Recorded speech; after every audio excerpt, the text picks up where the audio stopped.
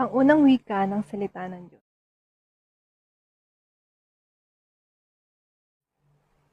Sinabi ni Jesus, Ama, patawarin mo sila sapagkat hindi nila nalalaman ang kanilang ginagawa. Pinaghati-hatian ng mga kawalang damit ni Jesus. Sila'y nagpalabunutan upang malaman kung kani-kanino mapupunta ang bawat kasuotan niya. Matapos na siya ay hulihin, siya ay nilitis upang masunod lamang ang nasa ng mga Hudyo na patayin ang Panginoong Jesus. Hinamak nila ang lahat ng batas ng katarungan. Siya ay nilitis ng gabi.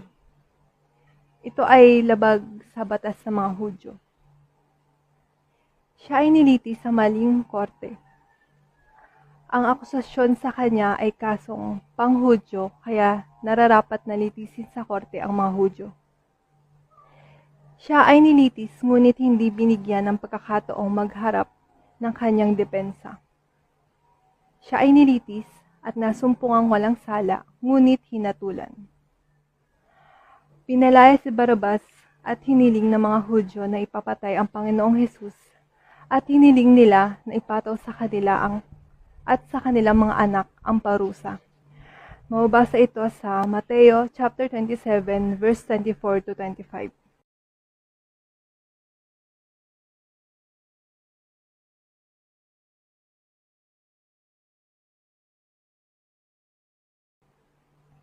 Kaya naman, ayon sa kasaysayan sa Alsale, Rhineland, Franconia, Bavaria, Austria, at Germany, ang mga Hudyo ay pinagpapatay.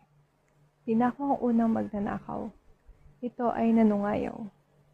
Pinako ang pangalawa at gayon din ang ginawa. Pinako ang Panginoong Jesus at hinintay ng mga tao ang kanyang sasabihin at kanyang binigkas ang Lucas chapter 23 verse 24. Ama, patawarin mo sila sapagkat hindi nila nalalaman ang kanilang ginagawa. Unang pinako ang mga paa ni Jesus at pagkatapos ay hinatak ang kanang kamay at pagkatapos ay ang kaliwang kamay. Ito ay banat na banat upang umabot sa pamakuan at dahil dito, ang hugpungan ng kanyang mga buto ay humiwalay. Naroon ang hapdi at hirap ng kanyang katawan. At pagkatapos ay tinitig niya ang kanyang mga mata. Tumingin siya sa mga pumako sa kanya, sa mga magnanakaw, sa mga sumigaw na ipako siya sa krus, sa mga mangangalunya, mapag-imbabaw, mamamatay tao, nangungutya, at ang lahat ng mga makasalanan. At sinabi niya, Ama, patawarin mo sila sapagkat hindi nila nalalaman ang kanilang ginagawa. Anong ibig sabihin ng pangusap na binanggit ni Jesus? Ang pangusap na ito ay panalangin. Una, ito ay panalangin ng pag-alaala. Dahil ang tao ay mapahamak, inalala niya ang kanilang kaligtasan. Nang makita ng ating Panginoon ng mga tao, naisip niya na sila ay mapapahamak dahil sa kanilang mga kasalanan. At nais ng Diyos na sila ay maligtas. Kaya siya ay nanalangin ng may pag-alaala. Pangalawa, ito ay panalangin ng pag-ibig. Sino ang makapagpapatawad ng ganito?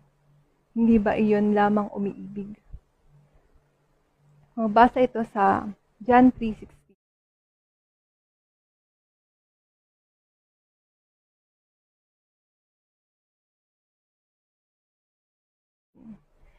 Sa kabila ng ginawa niya ay nandun pa rin ang pag-ibig ni Jesus sa mga tao.